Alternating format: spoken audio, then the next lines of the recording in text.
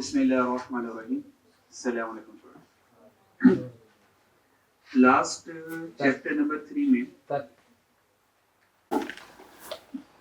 Chapter number 3 में हमने income statement के बारे में पढ़ा था। क्वेश्चन नंबर 3 सॉल्व किया था। क्वेश्चन नंबर 1, 2 में कोई मसला नहीं था। 3 हमने खुद सॉल्व थोड़ा सा करके देखा था। क्वेश्चन नंबर 4 में prepare trading account, question number 4 में ट्रेडिंग अकाउंट बनाना था। और आपको पता है ग्रॉस प्रॉफिट को ट्रेडिंग अकाउंट कहते हैं जी। इसमें कोई प्रॉब्लम, जिसमें कोई प्रॉब्लम हो, कन्फ्यूजन, मुझसे पूछ लीजिएगा, या किसी एडजस्टमेंट के समझने सर इसको कहाँ पे लेके जाना है, क्या करना है, मुझसे पूछ लीजिएगा जी। पूछ लो। ओके, कि पूछना कुछ? ठीक है जी। जी कल आपने ना कॉस्ट ऑफ सेल में ड्राइंग्स लिखा था। हाँ, वो ड्राइंग्स हैं स्टॉक या परचेज में। ड्राइंग हम कैपिटल उसमें फाइनेंशियल स्टेटमेंट भी जी लिखते हैं, अगर वो परचेजेस नेचर की ना हो, कैश ड्राइंग्स हों, ठीक है जी। अब कैश जो है वो इनकम स्टेटमेंट में तो नहीं आता ना।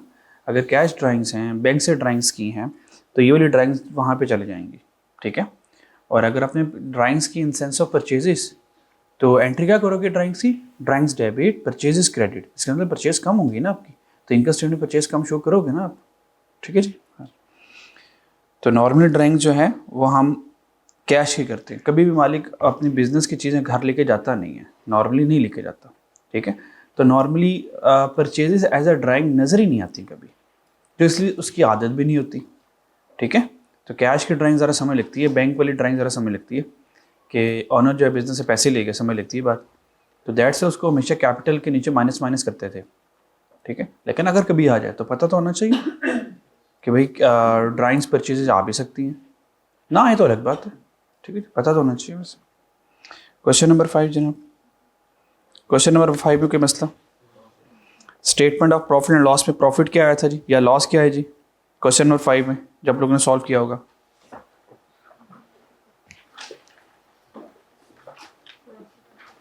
प्रॉफिट की अमाउंट क्या है अगर सॉल्व किया हुआ आप लोगों ने? 48,270 प्रॉफिट है जी, ठीक है जी।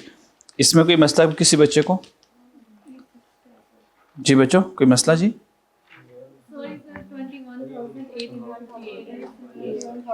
21,058, ठीक है जी। इसके बाद मैंने होमवर्क दिया था क्वेश्चन नंबर 6, उसका बताएं प्रॉफिट एंड लॉस में क्या है आंसर जी? 48,000 या ये नहीं आता?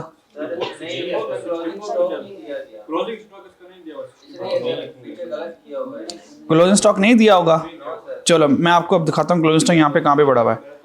कहीं पे इन्वेंट्री का वर्ड नजर आ रहा है स्टॉक का? है ही नहीं है, तो फिर नहीं है तो नहीं है, तो फिर क्या टेंशन वाली क्या बात है? सोल्यूशन में दिया होगा तो कोई नहीं, आप इसके अकॉर्डिंग देखो क्या आंसर आता है। जो इसके अकॉर्डिंग आंसर आता है वो बताएं। हो सकता है जो सोल्यूशन में क्लोजिंग स्टॉक हो, तो यहाँ पे क्लोजिंग स्टॉक वो मिस हो गया हो, टाइपिंग मिस्टेक हो सकती है, या चीज़ों को जस्ट लिखा होता है, समटाइम नहीं याद रहता, नहीं माइंड में रहता। इसके अकॉर्डिंग बताएं आंसर क्या, और इसमें क्लोजिंग स्टॉक नहीं है, हाँ बस वो बताएं। 48,278। अब अपने अकॉर्डिंग किया करें, फिर सोल्यूशन से मैच किया करें, फिर अगर कोई डिफरेंस आए तो मुझे डिफरेंस बता दें। तो यानी कि आपने कहा कि यहाँ पे क्लोजिंग स्टॉक है, तो यहाँ पे इसका मतलब करेक्शन करेंगे हम फिर।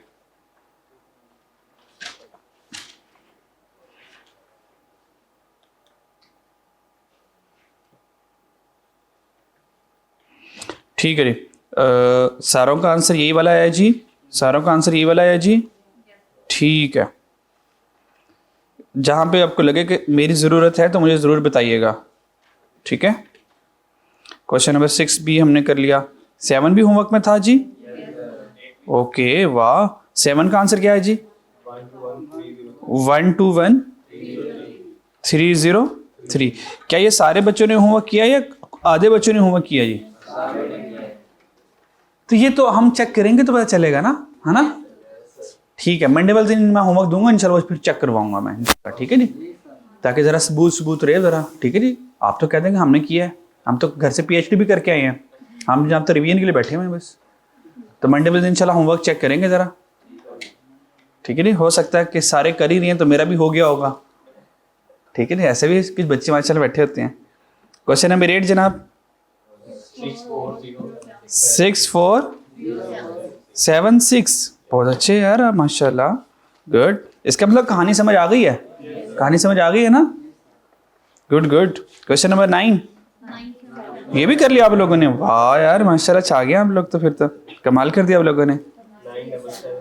97781, बस जी, गुड, बहुत अच्छी, छा गए आप लोग। अब हम चलते हैं नेक्स्ट वाले। अब देखें सेकंड में, सेकंड रिक्वायरमेंट क्या है बच्चों हमारी, स्टेटमेंट ऑफ। अब मैं फाइनेंशियल पोजीशन का आपको फॉर्मेट बताता हूं। ये जो स्टेटमेंट ऑफ फाइनेंशियल पोजीशन का फॉर्मेट बताऊंगा, यही फॉर्मेट रहेगा। आखिरी चैप्टर पढ़ेंगे इंशाल्लाह ताला हम दोबारा यही वाला पढ़ेंगे। अभी तो यहां पे देखिए, अदर इंफॉर्मेशन में स्टॉक आएगा। स्टॉक हमेशा इस डब्बे से बाहर होगा, ये बात याद रखिएगा। स्टॉक कभी भी इस डब्बे के अंदर नहीं आ सकता, क्लियर है।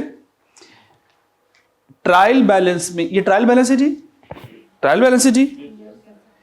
इस ट्रायल बैलेंस के एक लिए एक बात लिखें, वो बात चैप्टर नंबर 10 में जाके तो मैंने लिखवानी है, अभी भी लिख लें, फायदा हो जाएगा। ट्रायल बैलेंस लिखें, trial balance has single impact, trial balance has single impact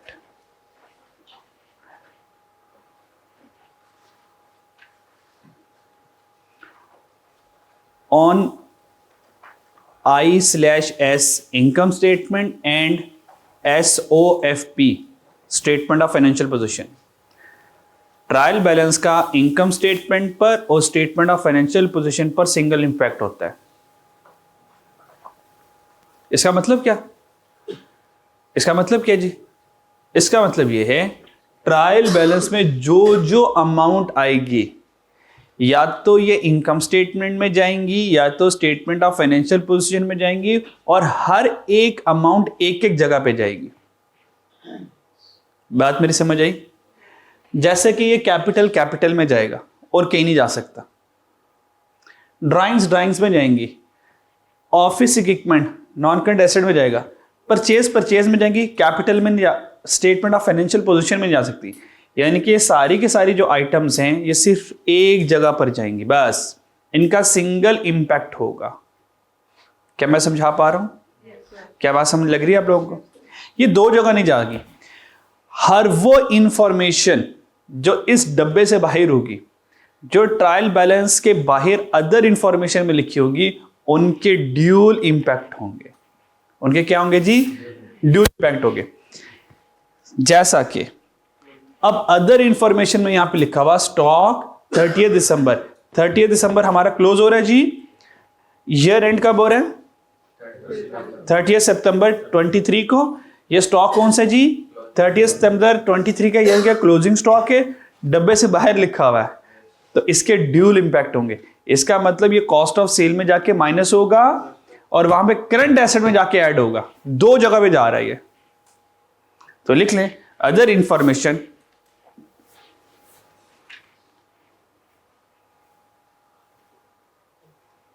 other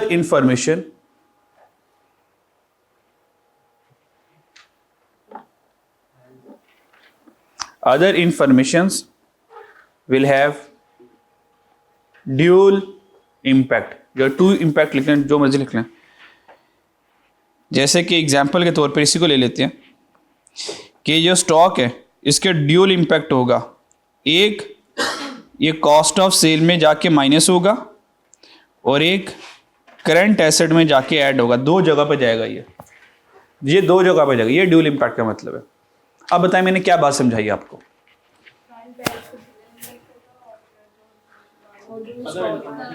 और ये बाकी किस चक्कर में बैठे हुए? ठीक है, जो बोल रहा है वो क्लास में बैठे, जो नहीं बोला फिर क्लास के बाहर निकाल देते हैं हम। फिर सारे बोले जितना आप क्लास में टीचर के क्वेश्चंस का आंसर देंगे, यकीन माने उतने आपके कॉन्सेप्ट क्लियर होंगे। जितना आप चुप बैठेंगे उतनी आपको चुप लग जानी है फिर। सही है? एग्जामिनर आपको चुप करा देगा। समझ आ रही है? अब बताइए मैंने क्या समझाया?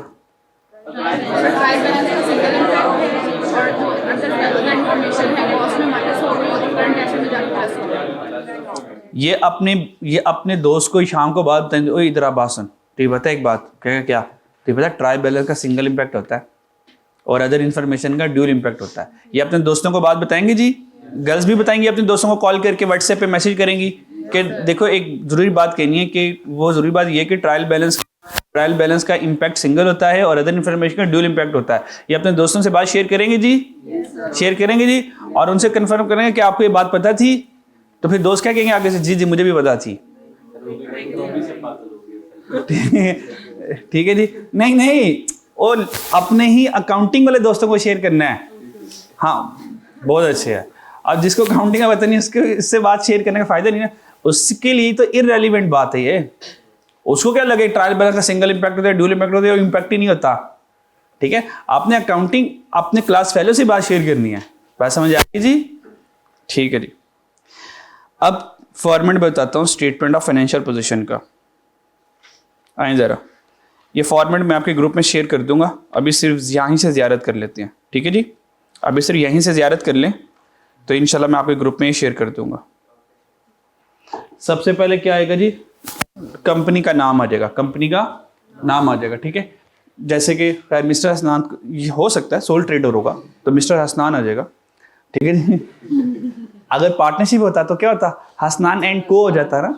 ठीक है जी। और अगर प्राइवेट लिमिटेड कंपनी होती तो हसनान पीवीटी लिमिटेड आ जाता, और अगर हम पब्लिक लिमिटेड होते तो हसनान एलटीडी आ जाता, लिमिटेड कंपनी। ठीक है जी। तो फिर मेरे कंपनी के शेयर खरीद सकते थे आप इंशाल्लाह स्टॉक से। ठीक है जी। अच्छा जी, तो कंपनी का नाम आ जाएगा या ऑनर का नाम आ जाएगा। बना के रहे जी स्टेटमेंट ऑफ, और फिर क्या बना रहे हैं, क्या लिखा हुआ लफ्ज इंग्लिश में, एज ऑन।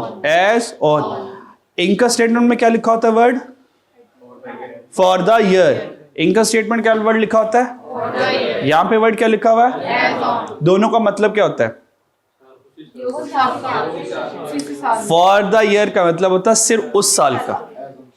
एज ऑन का मतलब क्या होता है, हाँ एज ऑन का मतलब होता है जब से ये बनाना शुरू की है तब से लेके अब तक, और आगे भी चली जाएगी ये। तो एज ऑन का मतलब ये होता है जब से कंपनी वजूद में आई है तब से लेके चलती जाएगी ये। ठीक है, ये कंटिन्यूटी में रहेगी। बात समझ आई? इसका मतलब एज ऑन का मतलब है कि जो आपको बैलेंसेस नजर आ रहे हैं ये आज सुबह के नहीं है, ये 10 साल पुरानी हिस्ट्री चलती आ रही है, 5 साल पुरानी हिस्ट्री चलती आ रही है। जब से कंपनी वजूद में है तब से हिस्ट्री चलती आ रही है। बस समझ आ रही जी? अच्छा जी। तो इसलिए जब कंपनी का एनालिसिस होता है तो इस फाइनेंशियल स्टेटमेंट को देखा जाता है कि कंपनी जब तब बनी थी तब कंपनी के पास क्या था और अब कंपनी के पास क्या है। ठीक है जी। अब खैर हमने एनालिसिस करना नहीं है, बड़ी बड़ी बातें। ठीक है, तो इंशाल्लाह बाद में आस्ते आस्ते सीख ही जाओगे। लेकिन कंपनी की अगर वर्थ देखनी है, वैल्यू देखनी है, तो स्टेटमेंट ऑफ फाइनेंशियल पोजीशन को उसको अच्छे से रीड करना अगर आ जाए, वो समझ लग जाए, तो कंपनी के बारे में हम बहुत कुछ जान जाएंगे। ठीक है जी। अच्छा जी, इसलिए जो इन्वेस्टर होते हैं, ठीक है, जिन्होंने कंपनीज के शेयर स्टॉक्स खरीदने होते हैं, वो स्टॉक में बैठ के एनालिसिस करते हैं और पिछले 5-5, 10-10, 15-15 सालों का वो कंपनी की हिस्ट्री खोल के बैठे होते हैं। ये पिछले 5 सालों में, 10 सालों में इसने किया। अगर आज मैं स्टॉक में इन्वेस्ट करना चाह रहा हूँ तो 5 साल 10 साल देखा कंपनी का बिहेवियर क्या चल रहा है, हर साल कंपनी कर क्या रही है, असल में ये मैनिपुलेशन कर रही है या वाकई में कोई रियल में प्रोडक्ट बेच रही है, क्या इसकी रियल ग्रोथ हो रही है, नहीं हो रही, या जस्ट किताबों में इसने फेक जो है वो अपने प्रॉफिट जो है और अपने एसेट शो किए हुए, कम लोगों को मैनिपुलेट तो नहीं कर रही। ठीक है जी। तो सबसे पहले स्टेटमेंट ऑफ फाइनेंशियल पोजीशन में हम क्या लिखेंगे, एसेट से। अच्छा, जो आपके एग्जाम में जब ये सवाल आएगा तो आपको ये फॉर्मेट बना बनाया आएगा, फॉर्मेट बना बनाया आएगा। उसमें फॉर्मेट में ये चीजें मिस कर देगा एग्जामिनर। मतलब यहाँ पे लैंड या बिल्डिंग जो है वो लिखा होगा, और अगर ये ब्लैंक होगा, कहेगा ठीक है बताओ इस यहाँ पे कौन सी वैल्यू लिखोगे, तो आपने अपनी मनपसंद की वैल्यू लिखनी होगी कैलकुलेट करके, ठीक है जी। तो चीज़ें इसी तरह इनकम स्टेटमेंट के भी फॉर्मेट बना होगा जी, तो वो कहेगा जी कॉस्ट ऑफ सेल की कैलकुलेशन तो बताओ करो और बताएं कॉस्ट ऑफ सेल में कौन सी अमाउंट आएगी, तो आप कॉस्ट ऑफ सेल कैलकुलेट करके लिख दोगे, ठीक है। परचेज, कैरिज इनवर्ड, ये सब कुछ कैलकुलेट करके लिख दोगे। तो फॉर्मेट बना होगा, आपने फॉर्मेट की टेंशन नहीं लेनी, आपने सिर्फ उन वैल्यूज को सिर्फ कैलकुलेट करना है, ठीक है जी। इसकी प्रैक्टिस चला मैं करवा दूंगा। तो अगर हमने खुद से भी बनाना तो सबसे पहले एसेट लिखेंगे। एसेट में सबसे पहले क्या लिखेंगे? वो non current asset, 12 non current asset याद है जी? 3, 6, 9, 10, 11 और एक कहां पे गया? वो मैंने कहां पे, अच्छा वो नहीं, वो मैंने यहां पे लिखवाया नहीं, अच्छा मैंने दूसरे वाला दे दिया। अच्छा एक मैंने वो इंटेंजिबल वाला बनाया था, अच्छा वो दूसरा आ गया आप लोगों के पास, वो मैंने अपडेटेड वाला दिया था।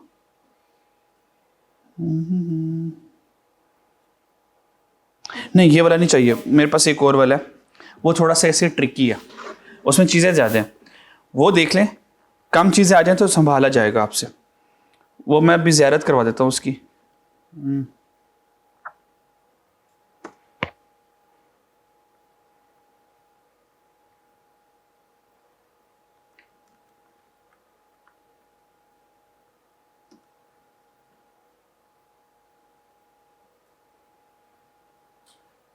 हाँ ठीक है, ये मैंने अपडेट किया था यहाँ पे।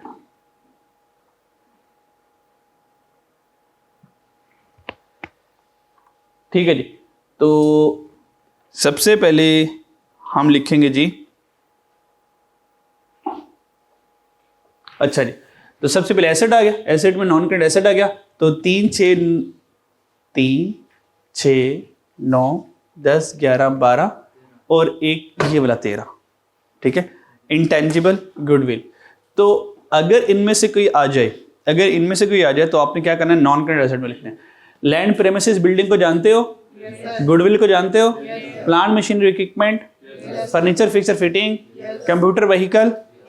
और अगर हमने कोई इन्वेस्टमेंट की हुई है, ये इन्वेस्टमेंट आप लोगों के सिलेबस में नहीं आएगी, लेकिन अगर आ जाए, ये इन्वेस्टमेंट हमने किसी और कंपनी के शेयर खरीदे, तो किसी और कंपनी में इन्वेस्टमेंट की होती है, तो ये इन्वेस्टमेंट 1 साल से ज़्यादा रहती है, तो अगर कोई इन्वेस्टमेंट की होगी तो वो यहाँ पर आ जाएगी, लेकिन आपको नहीं आएगी, ठीक है। आगे चलते हैं, ये नॉन करेंट एसेट संभाल लेंगे जी। एग्जाम्पल दे रहे हैं, अज्यूम करो नॉन करेंट एसेट कितने जी? 20,000। ये मैं आपसे डॉक्यूमेंट शेयर कर दूंगा यूली। फिर हम लिखेंगे जी करेंट एसेट, तो करेंट एसेट में सबसे पहले क्या आएगा? फिर क्या आएगा? रिसीवेबल। फिर क्या आएगा? फिर कैश एंड बैंक, और फिर पैटी कैश आएगा, ठीक है जी।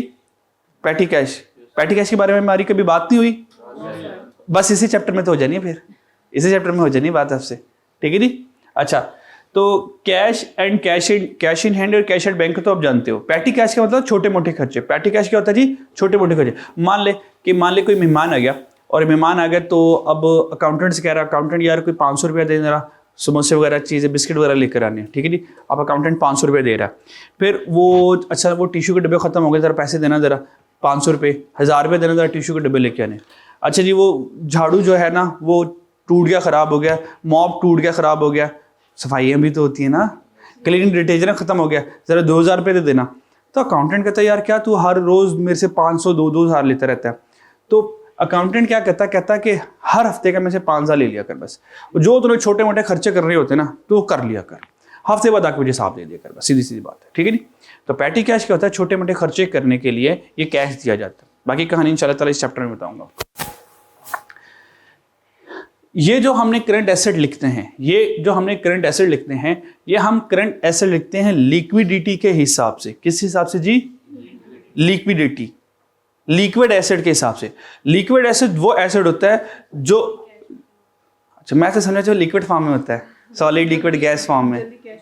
अच्छा वाह, ये आप लोगों को कैसे होता है? मैं तो ये कहना था लिक्विड एसेट वो होता है जो लिक्विड फॉर्म में होता है, जैसे कि शहद हो गया, दूध हो गया, पानी, वो लिक्विड एसेट नहीं। अच्छा सही है, गुड माशाल्लाह, अगर आप लोगों को पता है बहुत अच्छे। लिक्विड एसेट का मतलब होता है हर वो एसेट जो रेडिली कन्वर्टिबल टू कैश हो, हर वो एसेट जो रेडिली कन्वर्टिबल टू कैश हो, यानी कि आप एसेट दें और फौरन से वो कैश में कन्वर्ट हो जाए, इसका मतलब वो लिक्विड एसेट है, ठीक है नहीं। और इलिक्विड एसेट कौन सा होता है जी? जो कैश में कन्वर्ट बेचना पड़ेगा उससे, जो कैश में इजीली कन्वर्टिबल ना हो, ठीक है जी। Liquid asset, readily convertible. अच्छा, ये बातें लिखने वाली नहीं होती हैं, जिससे ज़हनों में रखने वाली होती हैं। इसको लिख के सी सफ़ा ज़ाया होता है, और पेन की इंक ज़ाया होती है जी, और सी सफ़ा ज़ाया होता है। ऐसी बातों को लिखता ही नहीं है। लिखो ना लाइको, बैठे तो ऐसे हाथ पे हाथ रखे बैठे, चल पीएचडी करके बैठे होते हैं, सारा नॉलेज इनके पास है। और लिखो liquid asset readily convertible into cash. और इकोनॉमिक्स में एमसीक्यू आता है ये वाला लिक्विड एसेट के ऊपर। आप पूरा सप्लाई ऑफ मनी का टॉपिक में लिक्विड एसेट पढ़ेंगे आप, ठीक है जी। बिल्डिंग और गोल्ड, इनमें से लिक्विड एसेट कौन है? बिल्डिंग और गोल्ड, इन दोनों में से लिक्विड एसेट कौन है? गोल्ड बिक जाएगा, दस्ती बिकेगा। आप लिखे तो हैं जरा सोना, ठीक है जी, एक लम्हे में बिकेगा। बिल्डिंग को बिकने में टाइम लगेगा। तो बिल्डिंग एक इलिक्विड एसेट है as compare to gold. Gold liquid asset है। तो हम इसको लिक्विडिटी के हिसाब से क्या करते हैं, लिखते हैं, या ये फरेस कहते हैं। यहाँ तो कोई मसला। स्टॉक को जानते हो? ट्रेड रिसीवेबल डेटर को जानते हैं? अदर रिसीवेबल को जानते हैं? Cash in hand, cash advance और पेटी कैश को भी आप लोगों ने थोड़ा सा हल्का फुल्का सा जान लिया। डन जी। अब आप क्या करेंगे, करंट एसेट को टोटल कर लेंगे, और यहाँ से टोटल का नॉन करंट एसेट और टोटल का करंट एसेट, इन दोनों को जमा करेंगे तो एक येलो वाली पट्टी आ जाएगी टोटल एसेट की। तो मान लो ये 20 ये 5 है, टोटल 25,000 आ गया। तो एसेट कितना आ गया? 25,000। हमें क्या करनी है, अकाउंटिंग इक्वेशन को बैलेंस करना है। अगर एसेट 25,000 का पड़ा हुआ है, अगर मेरे पास सारे एसेट 25,000 के पड़े हुए हैं, तो इसका मतलब मेरा कैपिटल और मेरी लाइबिलिटी भी 25,000 की होनी चाहिए। ये होना चाहिए, ठीक है जी। चेक करते हैं। फिर हमारी एक हेडिंग आएगी equity and liability. Equity and liability, यहां पे आप कभी इक्विटी का वर्ड देखेंगे, कभी कैपिटल का वर्ड देखेंगे। इक्विटी एक ब्रॉडर टर्म है, कैपिटल एक नैरो टर्म है, ठीक है जी। कैपिटल जो है वो इक्विटी के घर में रहता है। इक्विटी एक बड़ा घर है, वहां पे डिफरेंट लोग रहते हैं, उनमें से एक बंदे का नाम कैपिटल है, ठीक है जी। क्लियर? तो इक्विटी एंड लाइबिलिटी। अब इक्विटी में क्या आ जाएगा? सबसे पहले आएगा शेयर कैपिटल। क्या आ जाएगा जी? Share capital. शेयर कैपिटल को कैपिटल कहते हैं। शेयर कैपिटल का वर्ड आ जाए या कैपिटल का वर्ड आ जाए, ठीक है, आप लोगों के लिए बात एक ही है। अभी ये दोनों आप लोगों के सिलेबस में नहीं है। Shares in the form of capital ये हमारे सिलेबस में नहीं है। सिर्फ मैं ज़ियारत करवा रहा हूं कि जब आप कल को R1 में जाएंगे तो आपके पास शेयर कैपिटल भी आ रहा होगा। यह हमारे सिलेबस में नहीं है। तो यहाँ पे जितने कंपनी के शेयर्स होंगे, जितने पैसों के होंगे, हम वो यहाँ पे लिख देंगे, ठीक है जी। ऑर्डिनरी शेयर होंगे, प्रेफरेंस शेयर होंगे, शेयर प्रीमियम होंगे, ठीक है। ये आप वर्ड जो हैं, ये जो अल्फाज हैं, ये आप बिजनेस में पढ़ेंगे इंशाल्लाह। BEI में, बिजनेस इकोनॉमिक्स साइड में ये वर्ड पढ़ लेंगे। ये होते क्या है, ये भी पढ़ लेंगे। तो ये जो ऑर्डिनरी शेयर है, प्रेफरेंस शेयर है, शेयर प्रीमियम है, रिवैल्यूएशन रिजर्व, जनरल रिजर्व, इनमें से कुछ भी हमारे पास नहीं आने वाला। इनमें से कुछ भी हमारे पास आने वाला नहीं है। लेकिन अगर ये हमारे पास आ जाए, शेयर कैपिटल आ जाए, वो भी कैपिटल के अंदर आएगा। शेयर जिस मर्जी नाम के साथ आ जाए, शेयर प्रीमियम हो, प्रेफरेंस शेयर हो, ठीक है जी, तो वो भी इधर आ जाएगा। शेयर प्रीमियम मतलब शेयर का जो भी वर्ड आएगा सारे शेयर इधर आ जाएंगे, कैपिटल के अंदर आ जाएंगे। रिवैल्यूएशन रिजर्व हमारे सिलेबस का टॉपिक नहीं है। जनरल रिजर्व भी हमारे सिलेबस का टॉपिक नहीं है। रिटेन अर्निंग क्या है? रिटेन अर्निंग क्या होती है? रिटेन अर्निंग का मतलब, रिटेन अर्निंग पढ़ा था हमने? अच्छा, सुन ले क्या होता है। रिटेन अर्निंग का मतलब ये है कि अच्छी सारी चीजें ना एडवांस हैं, ये हमारे सिलेबस में नहीं आएंगी, लेकिन हो सकता है गलती से आ जाए, तो कम से कम पता होना चाहिए। हमारे किसी क्वेश्चन में ये नहीं आएंगे, लेकिन अगर आ जाए तो आपको कम से कम ना एक ब्लिंक आ जाएगा, अच्छा यार इसने वहां पे जाना है, बस वहां पे लिख दिया, कैपिटल में जाके लिख दीजिएगा बस। रिटेन अर्निंग क्या होती है? अर्निंग का मतलब कमाई, अर्निंग का मतलब कमाई, यानी कि हमारी कमाई हमारा प्रॉफिट है, क्योंकि इनकम स्टेटमेंट से प्रॉफिट आएगा। रिटेन का मतलब क्या होता है? रिटेन का मतलब क्या होता है? होल्ड कर लेना। Retain mean to hold something, retain कर लेना, होल्ड कर लेना। इसका मतलब ये होता है कंपनी ने 1 लाख रुपया कमाया, कितना कमाया? 1 लाख रुपया कमाया। अब 1 लाख रुपया शेयर होल्डर कहेगा यार सारा के सारा अच्छी बात है, कंपनी तुमने मेहनत की, 1 लाख रुपया कमाया, चलो शाबाश 1 लाख रुपया मुझे दे दो। कंपनी 1 लाख नहीं देगी उनको। कंपनी की अगर मैंने तुम्हें 1 लाख दे दिया, मेरे पास कुछ नहीं बचना, फिर तो मैं अपने काम कहां से चलाऊंगी? फिर तो मुझे अपने मामला चलाने के लिए मुझे भी पैसों की जरूरत है। तो तुम्हें सिर्फ मिलेंगे 60,000 या 70,000। 70,000 तुम ले लो, 30,000 मैं होल्ड कर लूंगी, वो तुम्हें नहीं मिलने। वो जो 30,000 कंपनी ने अपने पास सेव कर लिए, उसको रिटेन अर्निंग कहते हैं। बात समझा गई? रिवैल्यूएशन रिजर्व और जनरल रिजर्व, इन दोनों रिजर्व्स का मतलब यह है कि कंपनी के पास एक्स्ट्रा पैसे हैं अभी के लिए, सिर्फ यही बस। दोनों रिजर्व, जैसे कि हमारे पास कुछ रिजर्व में पैसे पड़े होते हैं ना, मतलब हमने देखें फॉर एग्जांपल हमने कुछ पैसे रखे होते हैं पॉकेट में कि ये आज खर्च करूंगा, फिर हमने एक जर्नल ड्रॉ बनाई होती है कि यहां से पैसे ले लूंगा, यहां पे रख दिया करूंगा। फिर हमारी एक सीक्रेट सी तिजोरी भी होती है, एक सीक्रेट जगह भी होती है जहां पे हमने कहा ये वाले पैसों से साल में 1-2 बार मुलाकात करूंगा, ये जब बहुत जरूरत आ जाए तब यहां से पैसे निकालूंगा। वो जो हमने एक सीक्रेट प्लेस बनाई होती है, वो ये कह लें कि ये रिजर्व्स होते हैं, कि कंपनी कहती है कि यार पैसा इधर रख दो, जब जरूरत होगी तो यहां से निकाल लेंगे, इनको छेड़ेंगे नहीं हम। तो रिजर्व जो हैं, रिटेन अर्निंग जो हैं, और capital in the form of share, सब कुछ कैपिटल के अंदर आएगा, सब कुछ इक्विटी के अंदर आएगा। ये ब्रॉडर टर्म है, फिर से कह रहा हूं ये आप लोगों को नहीं आएगा, सिर्फ आपको मैं ज़ियारत करवा रहा हूं, सिर्फ बता रहा हूं। क्लियर? अभी हम क्वेश्चन करेंगे, देखना आपको ये नजर नहीं आएंगे, आपको सिंपल कैपिटल नजर। आपको यहां पे क्या चीजें नजर आएंगी? जो मैंने आपको कैपिटल की क्वीन पढ़ाई, आपको नजर आएगा ओपनिंग कैपिटल, आपको नजर आएगा एडिशनल कैपिटल, आपको नजर आएगा प्रॉफिट, आपको नजर आएगा प्रॉफिट, आपको माइनस ड्राइंग्स नजर आएंगे, आपको यहां पे ये चीजें नजर आएंगी। मैं आपसे ये वाला भी शेयर कर दूंगा, और जो हमारे कोर्स में जिससे एग्जाम में आएगा मैं वो वाला भी शेयर कर दूंगा।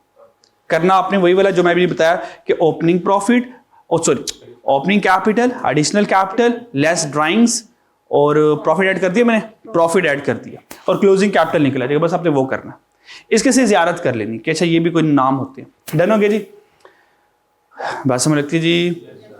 अच्छा, ये हम पढ़ेंगे कंपनी के केस में, ये कंपनी के केस में पढ़ते हैं, ठीक है। Statement of financial position company का थोड़ा अलग बनता है, और सोल ट्रेडर का पार्टनरशिप का अलग बनता है, ठीक है जी। हमने पढ़ना है सोल ट्रेडर का भी, पार्टनरशिप का भी, और कंपनी का भी। जब मैं सोल ट्रेडर का और पार्टनरशिप, सोल ट्रेडर अपने बिजनेस में सोल ट्रेडर क्या है, पार्टनरशिप क्या है, कंपनी क्या है, ये पढ़ा हुआ है? पढ़ा हुआ है ना? पढ़ लिया ना? अच्छा, क्या सोल ट्रेडर शेयर बेच सकता है अपने? पार्टनरशिप शेयर बेच सकता है? क्या कंपनी बेच सकती है? इसलिए कंपनी के केस में यहां पे ऑर्डिनरी शेयर कैपिटल आता है।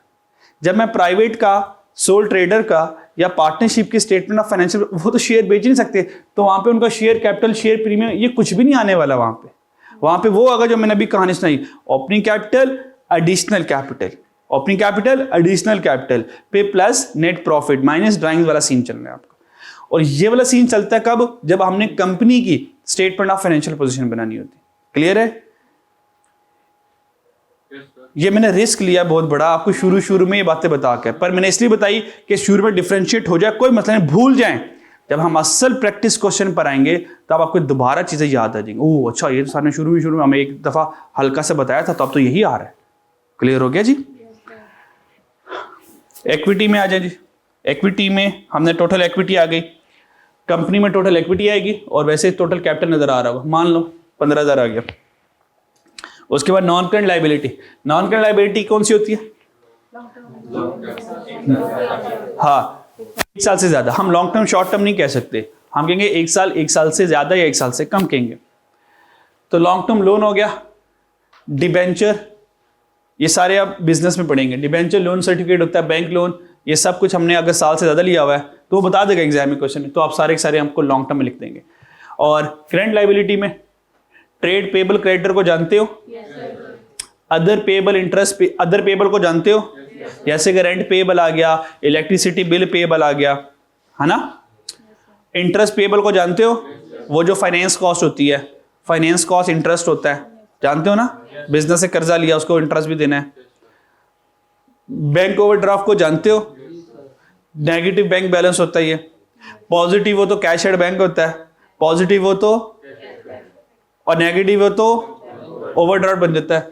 शॉर्ट टर्म बोरिंग लोन को जानते हो जी, ठीक है। इनका टोटल करेंगे, इनका टोटल करेंगे तो मान लो 5,000 आया, तो ये आपका टोटल आएगा 25,000।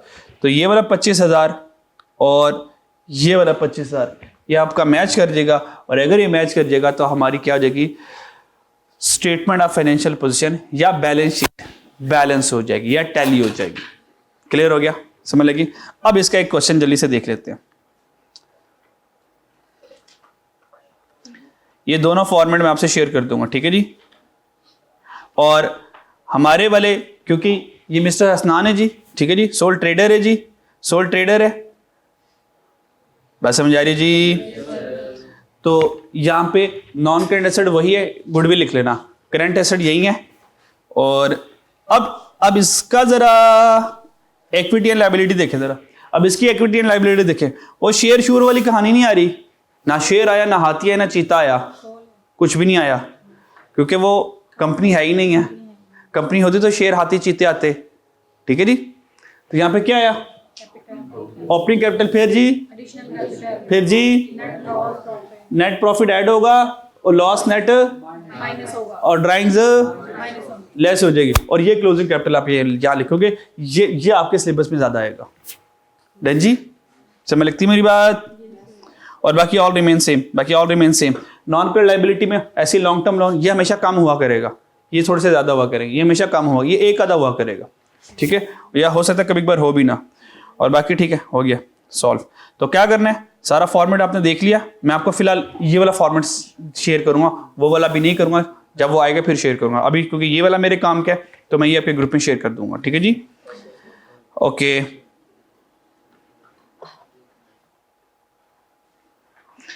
एक क्वेश्चन करना चाहेंगे?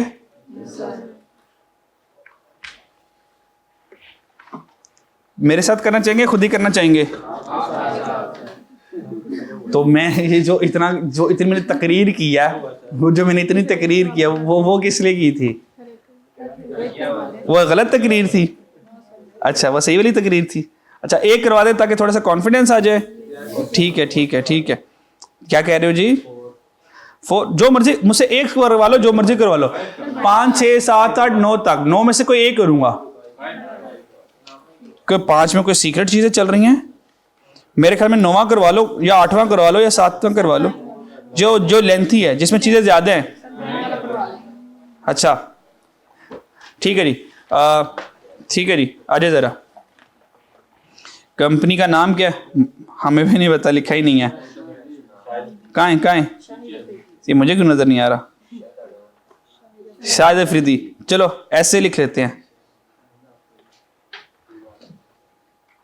ठीक है जी। और हमने लिखने तो है ही, कोई नहीं, कंप्यूटर में हमारा पेपर है तो हमें इसकी टेंशन कोई नहीं है, ठीक है। बस एमी बरकत के तौर पे लिख रहा हूँ, ठीक है। शाहिद अफरीदी है और स्टेटमेंट ऑफ फाइनेंशियल पोजीशन है। आगे क्या जी? एज ऑन क्या जी? ईयर एंड क्या है जी? 30 सितंबर 2023, ठीक है। सबसे पहले कौन आएगा जी? एनसीए आ जाएगा। एनसीए लिख लूं तो समझ लग जाएगी, ठीक है जी। बस ठीक है, नॉन क्रेडिट लिखते हैं, बस ठीक है, बाकी आपको पता ही है। नॉन क्रेडिट लिखो समझ लगती है जी। आए जरा, क्योंकि मुझे अब स्टेटमेंट ऑफ फाइनेंशियल पोजीशन बनानी है तो फिर मैं इनकम स्टेटमेंट वाली आइटम्स को इग्नोर करूंगा। मेरी बात समझ लगती है जी? ओके, एक तरीका ये, जल्दी से फॉर्मेट बना ले, नॉन क्रेडिट एसेट पे चीजों को 1 बाय 1 पुट करते रहे, ठीक है। एक तरीका ये 1 बाय 1 चलते रहे। पहली वाली एडजस्टमेंट से स्टार्ट करेंगे, जो हमारे काम की होगी उसको 1 बाय 1 करके लिखते रहेंगे, ठीक है जी। समझ लगती है? कैपिटल, अब कैपिटल आ गया, जो छोटा सा एक फॉर्मेट बना लेते हैं। नॉन करंट एसेट आ गया, अब मुझे नहीं पता नॉन करंट एसेट कितने हैं, तो अंदाज से जगह छोड़ देते हैं। तो यहां पर क्या आ जाएगा? सीए आ जाएगा। मेरे पास समझ लगती है? सीए। अच्छा, उस सीए के बाद क्या आ जाएगा? कैपिटल और बोले ना यार, कैपिटल लायबिलिटी। कैपिटल लाइबिलिटी में आमने सामने लिख दूं, संभाल लोगे? ताकि आपको ना दोनों चीजें साइमल्टेनियसली नजर आना शुरू हो जाएंगी, वरना आप तो वर्टिकल पेज पे करेंगे ना। ठीक है जी, तो मैं समझाने के पॉइंट ऑफ व्यू से जरा साथ जा रहा हूं, मेरी बात समझ लगती है जी? तो हेडिंग लिखेंगे कैपिटल एंड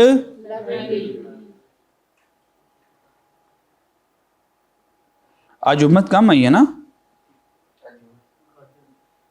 आज जुम्मे को बच्चे ने काम आना तय किया हुआ है। आगे छुट्टियां इस वजह से, हफ्ता इतवार की छुट्टी होती है आप लोगों को। आपके तो यशी प्रोग्राम लगा हुआ, फिर तो नहीं लगा हुआ यशी प्रोग्राम। वाई क्यों नहीं लगा हुआ यशी प्रोग्राम? अच्छा, तू ये नहीं सोचता कि ठीक है तू कुछ सीख ही रहा है कोई, हाँ नॉलेज बैड है। अच्छा जी, ठीक है जी, तो तू छुट्टी कर लेता, तो याशी प्रोग्राम लग जाती। एप्लीकेशन तू तो ना छुट्टी कर, तूने तो आगे इतनी जबरदस्त। अच्छा अच्छा जी, आ जाए जरा। ओए हो, इसको क्या हो गया? ये क्यों हैंग हो गया? और शुक्र है चल पड़ा, इसको भी छुट्टी चाहिए। कैपिटल कितना आ गया जी? 49675। तो आइए जरा कैपिटल में लिखते हैं 49675। तो कैपिटल में लिख दिया हमने, कैपिटल कितना आ गया जी? 49675। इसके बाद देखते हैं कौन आया। ओह, ड्राइंग्स आती है माशाल्लाह। 28600। तो ठीक है, लेस करते हैं जी, लेस कर देते हैं ड्राइंग्स। कितने? 28600। ओके बच्चों, समझ आ रही है जी? इसके बाद कौन आया? कैश एट बैंक आ गया, कैश इन हैंड आ गया। आपके सामने तो सवाल है ना, तो हाँ बस अब मुझे लिखवाते रहे। Cash at bank, cash in hand, current asset आ गया। पहले कौन आया? असल में इसको सबसे नीचे आना चाहिए, पर हम अगर ऊपर भी लिख दें तो कोई टेंशन वाली बात नहीं है। कैश एट बैंक कितना? 4420। और फिर क्या था? Cash in hand. यार सारा आप लोगों को अगर आता ही है तो एम ही मुझसे करवा रहे हो आगे। हाँ नहीं, मैं कह रहा हूँ कि माशाल्लाह आप लोगों को आ रहा है, आप सही बता रहे हो, इसने यहाँ पे जाना है, मतलब फिर मेरी जरूरत तो नहीं है ना फिर। अच्छा वैसे सर एक जरा ज्यादा हो जाएगी जरा एक सवाल की, कैसे नजर आता है? अच्छा जी, कैश इन हैंड कितना आ गया? 11। बस जी 112 रुपए है, बहुत अच्छे। ये कौन सा फीस है जिसके पास पैसे कैश इन? डेटर्स कितने हैं? 38100। ओके, कर्जे नहीं, उसने पैसे लेने हैं। 38100 जी। ओ बस आप लोग बोलते रहे, मैं ऐसे लिखता रहता हूँ। ठीक है जी। क्रेडिटर करंट लायबिलिटी होती है जी 26300। गुड यार, माशाल्लाह 26300। और जी अब स्टॉक ट्रायल वाला नहीं उठाना, ट्रायल वाले में ओपनिंग स्टॉक होगा, क्लोजिंग स्टॉक हमेशा ट्रायल से बार होगा। ठीक है जी, तो ये गलती नहीं करनी, और वैसे 30 सितंबर वाला लिखा हुआ स्टॉक तो 22 का। ओ यार रखें, यहाँ पे क्लोजिंग कभी भी नहीं आ सकता, क्लोजिंग हमेशा बार होगा। तो ठीक है, बार दिखाते हैं आके। 89404 और ये 23 का क्लोजिंग है 89404। तो क्लोजिंग स्टॉक आ गया, तो स्टॉक आ गया जी कितना जी? 89404। और जी आगे वैन नॉन करंट एसेट आ गया। वैन कितना जी? 5650। आगे ऑफिस इक्विपमेंट 7।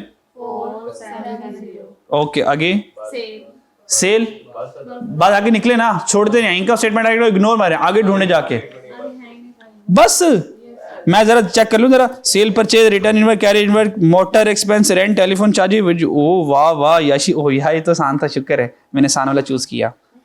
ठीक है जी, ठीक है। नॉन करेंट एसेट का टोटल करें, नॉन करेंट एसेट का इन दोनों को टोटल करें कैलकुलेटर से। 13120, ठीक है जी। करंट एसेट का टोटल करें,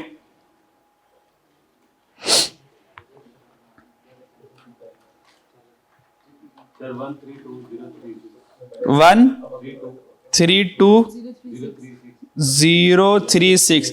अब इन दोनों का ग्रैंड टोटल कर ले, इन दोनों का ग्रैंड टोटल कर ले। 14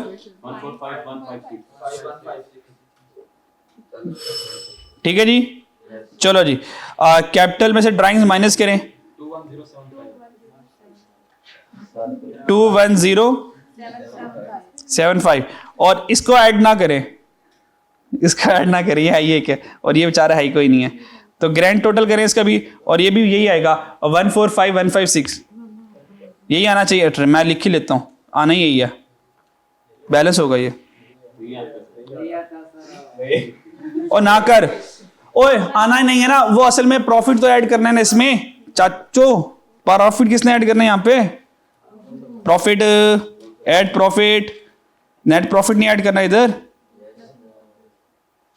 वो नेट प्रॉफिट कितना लिखवाया था आप लोगों ने मुझे, 97,781, ठीक है। अब इन तीनों को यहाँ पे बताएं, लिख के बताएं क्या आता है, 145। ओके, ये फाइनल आंसर है। चलो आगे फाइनल आंसर, तो मुबारक, ये बैलेंस हो गया। खैर इतना आसान नहीं आएगा, ठीक है जी। अब यही 9 सवाल करने हैं, यही 9 क्वेश्चंस करने हैं, लेकिन आपने स्टेटमेंट ऑफ फाइनेंशियल पोजीशन के साथ। बैलेंस हो गया जी, बैलेंस हो गया ना, ठीक है। अल्लाह हाफिज जी। क्लोजिंग स्टॉक ओपनिंग है, वो ओपनिंग है 2022 का है ना, ये क्या लिखा है, ये क्या है, ये 2022 का है, तो ये कॉस्ट ऑफ सेल में ओपनिंग स्टॉक के तौर पर आएगा, ठीक है जी। ठीक है, आप लोगों ने ये 9 क्वेश्चन जो हैं, ये जो 9 क्वेश्चन हैं बच्चों, ये जो 9 क्वेश्चन के आपने इनकम स्टेटमेंट बना ली थी, इन्हीं के आपने SOFP बना के लेकर आना है। अल्लाह हाफिज।